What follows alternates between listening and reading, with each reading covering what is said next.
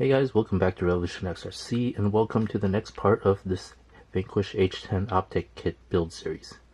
In this part of the series, we're just going to go over the final addition to this rig before I take it out for its maiden run tomorrow.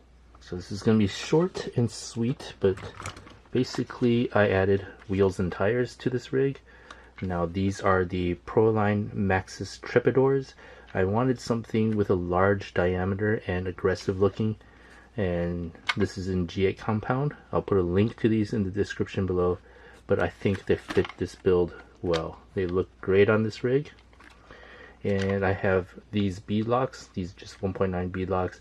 They're kind of like, I don't know if these are SSD or not, but I've had these lying around for a while. And I have Club 5 Racing +3 brass weights in there as well. These are the Club 5 Racing +3mm brass hub weights. So that's all I've got on the wheels and tires.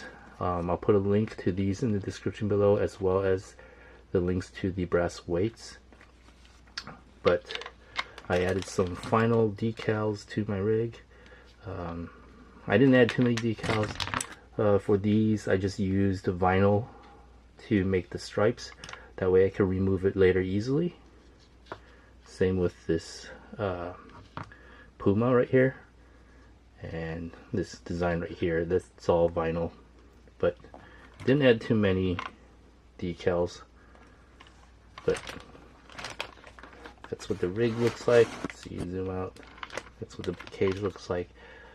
You'll see a better look at what the final rig looks like later when I take it out for its first run. But that's about it.